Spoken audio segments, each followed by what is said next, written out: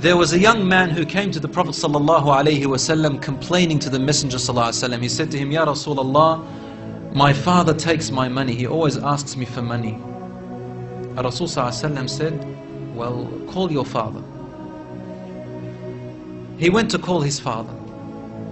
Jibreel alayhi salam came to the Prophet ﷺ in that time. And he said to him, Rasulullah, when the father comes to you, ask him, what were you saying in secret on your way here? Father was muttering something which his son couldn't hear. He said, ask him what he was saying.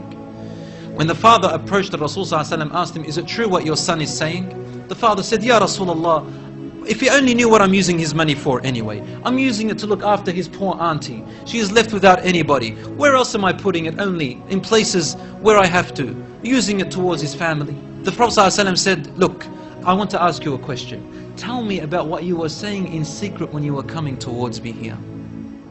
The father looked at the Prophet ﷺ and said, I made some verses of poetry. Rasul ﷺ said, please say them to me. And he said, oh son, I nourished you when you were a baby.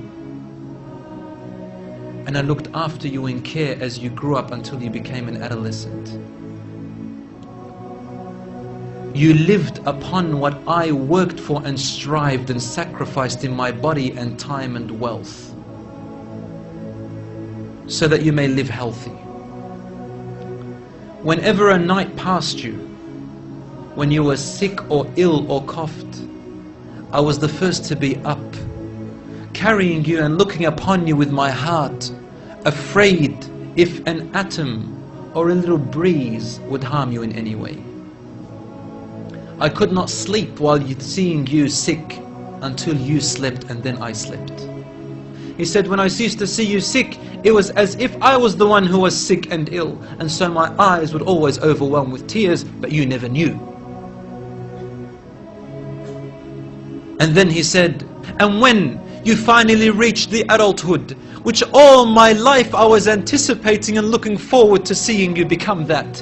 I mean, this is all he's doing, right? He's raising him, waiting for the day he's going to get married, the day when he will get his qualifications and finish, the day when he will get his skill, the day when he can stand on his feet, the day when he will rejoice, until you reach the day when I have all my life anticipated in my heart to see you reach and rejoice.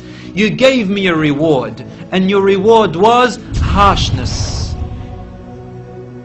and frowniness and mistreatment, as if I am the one who owes you and you owe me nothing. The way you treated me is like what a neighbor would treat his neighbor. I wish that you even gave me that. Rasul ﷺ, he looked up at the father, and the father looked at him, and the Prophet ﷺ's beard was soaked with tears. From his emotion, Rasul ﷺ grabbed the boy from his chest.